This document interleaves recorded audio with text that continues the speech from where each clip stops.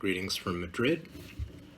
My name is Pedro Ponce, and I will be reading an excerpt from the title story of my collection, The Devil and the Dairy Princess, which is a finalist for the 2021 Big Other Book Award for Fiction. Toward the end of the 19th century, in the upstate village of Allegius, a dairy farmer whose name has been lost to posterity broke off from his labors to rest. This particular day in early summer was unusually cool.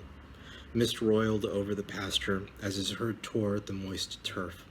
Perhaps it was the farmer's exhaustion that imbued the herd with a strange intransigence. Jaws pulsed blindly in thickening mist, flanks shifted and twitched in unsettling congruence, as if at any moment the obscurity would part to reveal the bloated paunch of a prehistoric grotesque. The farmer was apprehending, unreined from industry, the grim alchemy of ruminant digestion, eternal consumption, eternal expulsion, a bestial indifference that had existed since the first dawn and would doubtless supplant the most monumental of human designs. He recalled the admonition about work and idle hands, but too late to escape the approach of enormous hooves. The hooves supported a pair of enormous legs, a dark topcoat, and a bowler hat drawn low over the eyes. A leathery hand pawed the side of the choicest milker. "Handsome specimen," remarked a deep voice, which seemed to reach the farmer from high in the curdling mist. The farmer was at first too afraid to protest as the hand descended to cup the teats. "Who are you?" he finally managed. "A harbinger," responded the voice, dispatching him to fetch the Reverend Jonah Cooper immediately for an audience. If the messenger felt any indignation at the speaker's presumption, it was impossible to discern from the urgency of his steps toward town. Reverend Cooper was just settling in for his afternoon nap when he was roused by pounding at the rectory door. He did little to hide his irritation with the waiting messenger, who seemed nevertheless oblivious to the Reverend's displeasure. Cooper followed the farmer reluctantly to his pasture. They arrived to a circle of bovines, legs tented in obeisance to a hulking silhouette in their midst. The figure scratched idly at a raised muzzle. The Reverend appraised the assembled supplicants, the tenebrous shade of the stranger's clothes, the amused bellow that resonated through the earth as a calf lapped hungrily at an outstretched palm, arrayed with oddly attenuated fingers. "Pardon me," the visitor said. "I have my followers, as you have yours." "No one follows me," the Reverend responded. "We follow the Lord." "I'm pleased to hear that," answered the visitor, who now stood and approached the wooden barrier between them. Below the hat's brim, the Reverend could discern a bulbous forehead and neatly trimmed beard. "What is it you want?" asked the Reverend. "Your impertinence surprises me," replied the visitor. "I find it hard to believe that you, of all people, need instruction on civility from one such as I. Allow me all the same to introduce myself." "I know who you are," Cooper replied. "Well, of course you do. How silly of me. I find your weekly insights from the pulpit quite enlightening. They are, in fact, the reason I'm here." "Go on," said the Reverend. Thus revealed, the devil explained that he was ready to admit defeat.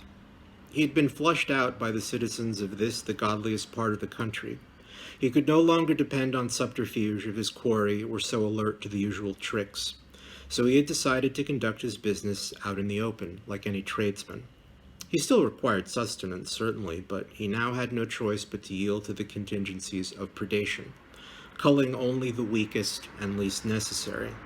He would endure eternity on the leavings that were his due, while those who prevailed would be left in peace to pursue the New Jerusalem. Reverend Cooper craned his neck to look the creature right in its eyes. He could not find them, and instead settled his stalwart gaze on the dark space veiled by the bowler's brim. "What then," asked the Reverend, "do you propose?" "To be your humble servant," answered the devil. The people of Allegius would be granted prosperity for all their earthly days until the Lord of all returned to claim his kingdom. All that was required in exchange was 1 soul per year of the town's choosing, in whatever manner the good people deemed fit. And there was an exception even for these minimal terms. For should the offered sacrifice be pure in heart and spirit, the devil would be rendered powerless to enforce his part of the contract, and required to hunt for souls elsewhere, leaving the town's abundance intact as a token of righteous victory. No town had as yet been courageous enough to accept. The devil shook his head in disappointment, running scaled fingers over a splintery fence beam.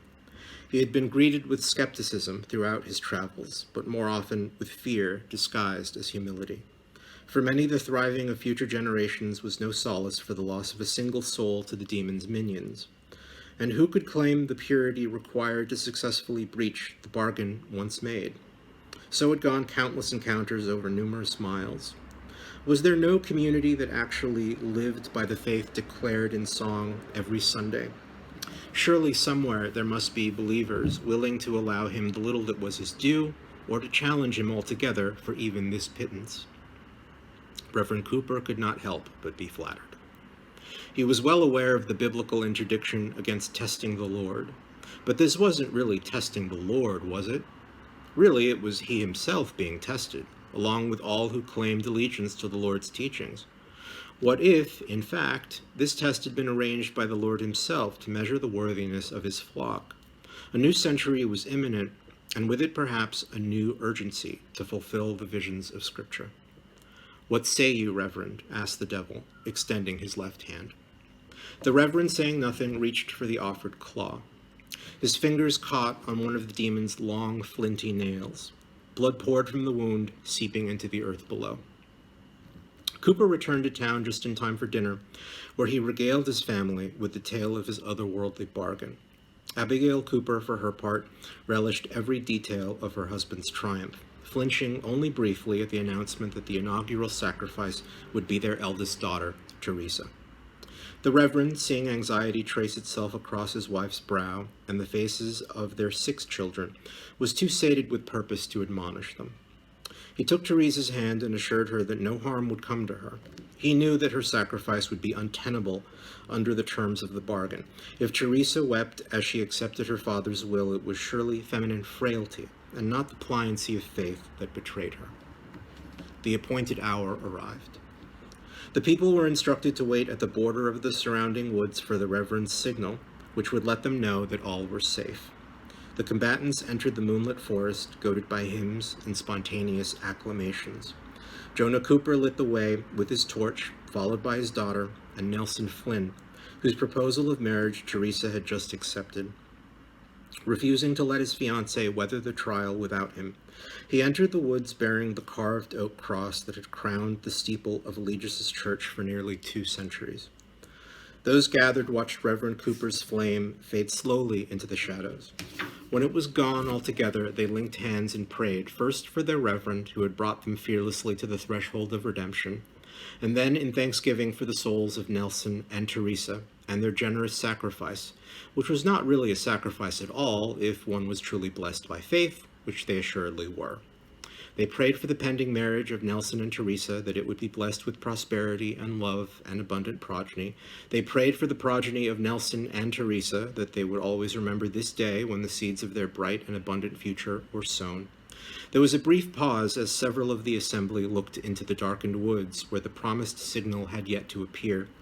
They were quickly wrenched back from distraction by calls to pray for the coming prosperity that would result from the present trial, that it might be used prudently and always in keeping with the spiritual guidance that had led them to prevail.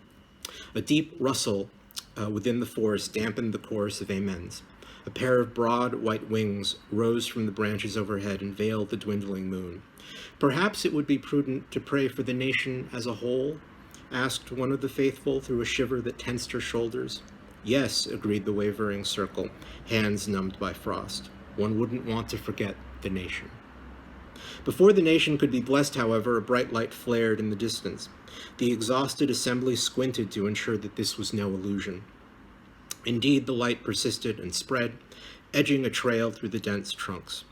The people cheered and followed the light, laughing as they stumbled over unseen roots or felt the slap of low branches. They emerged into a clearing about a mile into the forest. A large elliptical stone rose vacantly at its center. To the left of the stone, a figure crouched in the light of blinding flames, shifting feebly on its knees, hands outstretched. A neighbor recognized the Reverend and rushed to help him. Cooper made no effort to stand despite his rescuer's appeals. Instead, the Reverend turned his face to the stunned gathering and screamed, through the bloody maw that remained of his mouth. The flames doused themselves, revealing what was left of the town cross. So began the long-standing détente between the devil and the people of Eligius, who, at the very least, were never betrayed by the surviving party. The town's fortunes rose steadily into the next century, even as those of the nation waned. Through Dust Bowl and Great Depression, not a single of Eligius's fields lay fallow. Its herds boasted record milk production. The vague sulfur taste attributed to local innovations in the science of feed could be substantially mellowed during pasteurization, and some experts found the raw flavor essential to the area's finer cheeses. Over the years, the sacrifice in the woods took on the fanciful implausibility of myth or senility, as witnesses aged and went on to an afterlife that they could only hope offered the solace of annihilating sleep. The Eligius they left behind had always been a fertile oasis in the wilderness, always producing for those with the vigor and resilience to tame the land. The people had always taken pride in their work, always tempered with the humility to recognize their debt to divine providence. And every June, always the week before the nation celebrated its independence, the town celebrated the bounty of the preceding year by electing one of its own to promote dairy products to surrounding communities. Thank you.